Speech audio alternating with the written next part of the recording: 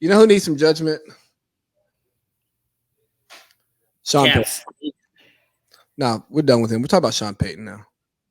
Oh, So boy, do we even have to judge him? I feel like his peers judge him now at this point. We don't even have to be judges. I mean, he can get around his peers, and they're going to be the ones that make the ruling on him. you know, Same with Russ. I don't even really want to talk about the Dolphins in this segment. I don't really care to talk about Russell Wilson. You know what, Vance Joseph? For me, can't speak for Parlay Pete. For me, you slide in this segment. Hell no. Because you gave them down every fucking possession. I think they punted once, but like they scored a touchdown. Nigga, no field goals. They scored a touchdown. Can you imagine being at a football game and your team literally scoring every possession? No, seriously. Could you imagine us going to a Falcons game and every time we got the ball, we scored a touchdown? Have you seen number 9? Any era, Matt Ryan, Julio, Super Bowl year, even as good as our offense was, could you imagine us going to a game? I mean, not one field goal. Like you only saw Matt Ryan in on extra points. No. 70 points is unfathomable. It's more than unfathomable. It's ridiculous. In the truest sense of the word, it's actually ridiculous. This shit is fucking ridiculous. Mason, that's crazy. Nigga, that's the pause moment when you looked up at the score. We were in Detroit. So Detroit, unlike Mercedes-Benz, because they don't do it very often during the game, show highlights of the other games, like during a timeout. They actually do it still at Ford Field. They showed it, and I think it was like the start of the second quarter, and you looked up, and it was 28-7. And like you heard people gasp, like you know when you hear almost like you saw a hit. And they did it multiple times throughout the game because they did it at the end of the game, and everybody started cheering when they saw the Packers take the lead on the Saints, obviously, because I mean, but everybody's cheering. We're cheering too. Like Lions fans and Falcons fans are like, man, we have something we can both cheer about this because the Saints are losing. No, I'm sorry. My mistake. They were cheering when the Saints were up 17-0. There we go. I'm about to say, and then we all started cheering at the end. It was the game. Our game was over. Pretty much. It was like 3 minutes. It was like the 2-minute warning when they showed that. But Falcons fans are, dabbing each other out. Back to Payton.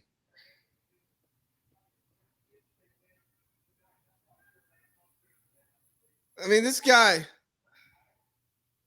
you hear me? Yeah, I can hear you. Go ahead.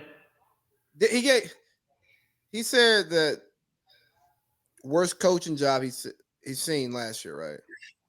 Yeah. People came out and said, hey, he was just standing up for his guys, this, that, and the third. Others said, hey, man, you don't do that to the coaching fraternity.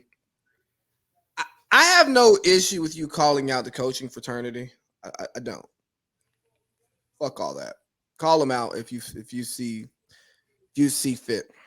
And people got to remember he was an analyst too. Literally, he was actually a Fox analyst. Yeah, but he was an analyst. Exactly what they asked ex-coaches to do. Talk about other coaches. Now, he did it obviously as the Broncos coach, but he already felt that way.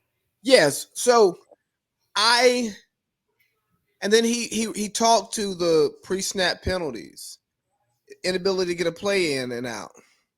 Well, that's still your problem. You're still a heavily penalized team. You lack discipline. Your defense is terrible. I mean, you wasted a quarter of Drew Brees' prime because you couldn't get your defense right. And here's what I'm thinking, Parlay Pete.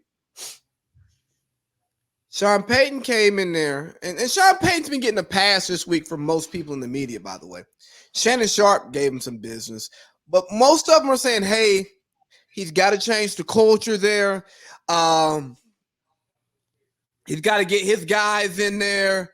blah blah blah. Russ got to play better. I'll just like, okay, y'all taking up for a guy who you know, who you're friendly with. Thank you for letting me know where your allegiance is, because guess what? This team, if they average 20 points a game last year, 18 points a game last year, they have one of the best records in the league. I think that they said that they would have won maybe 12 games. So hold on, you didn't have that much defensive personnel get up and walk out the door. Okay, your scheme is trash. Steve Wilks, sure. Who hired Steve Wilks?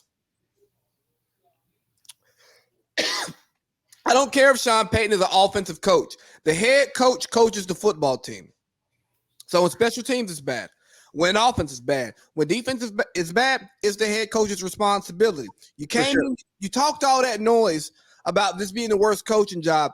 Honestly, Sean Payton, you put out the worst performance that I've ever seen in my entire 31-year-old life on a National Football League game. You got beat by 50 points, and they could have set the record on you. And Mike McDaniel said, nah, man, I don't want that karma. Boy, you lucky you didn't run into Bill Belichick. You know what's crazy about that game too? I remember us, because I'm almost certain that this is when Hackett got fired. Did he last the whole year? No. Okay, he got fired after Christmas, correct? Something like that. Okay, Christmas Day, Baker Mayfield puts up, I think the Rams scored 50 on them too on Christmas Day. I just remember the Rams scoring. It felt like they scored every possession too. Yeah, but basically Nate Hackett, I'm guessing, I think if he didn't last the season, he definitely got fired after that game. Christmas Day, they played the Rams. Baker, I think it was his second start because he came in the game before, and then he got the Christmas Day start. And then that's the whole Patrick Starr, that's not what he meant to cook line came from Patrick about Russell Wilson. And you know what's so funny? Russell's stats actually aren't bad. Now, like I said, I get it. Empty calories. We don't watch the full games because we're probably watching Falcons, or especially in my case, like I was at a game, so I didn't get to see what really happened. Like you might have been on Red Zone. I don't know what you were doing. I was at my grandmother's house, so I was stuck. The Falcons were on. Yeah. Plus, you were watching Falcon. You were going to watch Falcon. Yeah. So we didn't get to see it, but like even in Russ, I'm not giving him a pass either, because if somebody's scoring every possession, now you really got to put your shit together, man. Like you need to start playing perfect football. And I feel so bad because the Denver situation is so bad to the point at where would it surprise you one bit, seriously, if if Jim Harbaugh doesn't take the Chargers job, nor does Deion Sanders, would it surprise you if the Chargers tried to poach Sean Payton? Because I think that's the job he wanted to begin with. And if he knows that, holy shit, Russ's contract doesn't even fucking go into effect until next season, there's no way that's going to work. And Russ, I'd be happy as fuck if I was Russ, even if he did bench me. Like, it would be embarrassing to me as a player. But, like, I mean, if I'm getting paid $50 million to sit on the fucking bench, bring it on, baby. But, like, can't even, bro, they're in the same situation Texas A&M is with Jimbo. They have no way out of this for at least two. No. Nobody's trading for him. The Jets won't do it. If Aaron Rodgers retires today, the Jets aren't trading for Russell Wilson. No. They don't want the contract. As hard as I've been on Russ Paul Hoss, I am not going to call this a Russ problem yet, because the defense that gives up 70 points is not just a defense that isn't executing. It's a defense that has given up. Then you see Coach Payton, I'm not calling Coach Payton. You see Sean lose his composure in the press conference. Hey, maybe it wasn't a great question. Maybe you're frustrated, but you go up there and you answer those questions just like you took that 70-20 ass whooping. Like, it was 35-13 at halftime, and I go, Okay, it'll probably be about a 49-28 game. They'll take it easy. You don't expect them to double up to 35 in the second half. And they talk about Sean Payton changing the culture and getting the guys that are going to buy in. Part of coaching at the professional level, it's not like college where you have transfer portal, where you have a new recruiting class of guys you get to pick every year. You got a few draft picks, somewhere between like 5 and 9 for most teams, right? Yeah. You can pick up some free agents, but a lot of these guys you're stuck with because they're the finite amount of talent. They're the finite amount of money, hard cap league, and some guys are in good places, making good money, winning games, don't want to move. So they're not just going to come to you. We talk about Bill Belichick maybe losing his fastball, and if they don't have a winning season, will Robert Kraft move off of Bill Belichick? We talk about Mike Tomlin, who's yet to have a losing season, whose team is playing well considering, but having such an inept offense. Maybe he needs to go somewhere else because his voice is getting stale. Before Pete Carroll and the Seahawks had this bounce back season last year with Geno, it's like, Peter Russ, I'd choose Russ. That was the common conversation. For sure. More like Belichick. When we talk about Brady did this, Brady did that. Idiots like Shady McCoy saying Brady made him. Idiots like Antonio Cromartie talking about how Belichick ain't that good of a coach. Okay.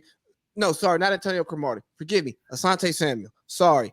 Two wild cornerbacks who had no discipline. Asante Samuel. But then, what about Sean Payton? What if Drew Brees was the perfect guy for him when he got him, and he elevated Sean Payton into this category of elite coach? Because I'm telling you, out of all of the elite coaches, the only coach who has been elite with multiple guys at the position with sustained success is Andy Reid. He only had one elite guy. Donovan. But he had elite teams. He had really good teams with multiple quarterbacks in multiple situations.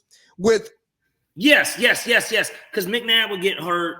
Like I remember Ty Depner used to come into games and like they'd still like win games. Michael Vick was good with Andy Reid, right? Oh, of course, yeah. Mike was very good. Kevin Call. People forget this. Kevin Call, like in one of his like first games, his first game as a starter, he got hurt. That's when Vic came in, I think. But Kevin Call, even like a game in relief, came in and threw like 3 touchdowns, like 300 yards. So like Alex Smith was winning 10, 11 games before Patrick Mahomes showed up. All I'm telling you is most of these coaches and most of these great quarterbacks are tied to each other. Yes. Maybe, just maybe, if we can say that Tom Brady was the reason that Belichick was able to build this dynasty in New England, we can't dismiss the fact that Drew Brees allowed Sean Payton to dominate the NFC South for years. Bill Belichick, and let's give him a pass too. Not trying to be funny. He got Matt Castle paid, and they did win 11 games. They didn't make the playoffs. It's unfortunate, but like he did win 11 games with Matt Castle too. And he got to the playoffs with Mac Jones, who's not good. Exactly. So like Belichick to me, I don't look at Belichick that way. Too much hate because what it is if Tom didn't win the Super Bowl with Tampa, I don't think that conversation would be the same. I don't like that. So I don't like that Belichick conversation because if you listen to Brady talk about Belichick, what made Brady such a great quarterback and so cerebral was the fact that Bill Belichick explained to him what he would do to stop him. And that's what made him a better quarterback. When you have arguably the best defensive mind in the history of the game saying, hey, in this situation, here's what I'm going to do. I'm going to do this. Now tell me how you're going to beat me. Wrong. Wrong. Ding, ding, ding, ding, ding. You do that for 20 years. You know what? You kind of got the answers to the test. Yeah. All the tests. Oh, So Sean Payton deserves heat. He deserves flack. And I'm sorry, you're not getting a pass over here. You got anything else on Sean Payton before we close out this first hour, Parlay Pete? no, fuck that former Saints head coach. I still look at him as the same. I think he's a brilliant offensive mind. I don't know what's gonna happen there, but I have a gut feeling, like I said, it wouldn't surprise me. I think that the Chargers, by the way, I know that's completely off topic from this. I think that the Chargers were going to fire Brandon Staley if they lost that game because of the call that he made. I think he would have got fired if they failed 0-3, and it was because of that shit. But my thought is that I don't think that Sean's going to be there very long, not because the Broncos want him gone. I just think that he just got into it and he realized, oh, shit. Nate Hackett was a bad coach, but you know what? The team might be just as bad as him. They are going to be wrestling with the Bears this week. I hope you don't watch. I won't. I'm not going to be. By the time I get out of that game, I think my flight, I don't leave too far afterwards because I'm going to use Zed-Fare. So I can fly like other airlines. So I'm taking a straight route home from, I was about to say Britain. I guess it is Britain. From London straight to Atlanta. So I'm really happy about that. It'll be a direct flight. Oh, that's beautiful. Yeah. It's like $155 too. That's like, wow. Yeah, I know, right? All right, guys. It's hour one. Hope you all enjoyed.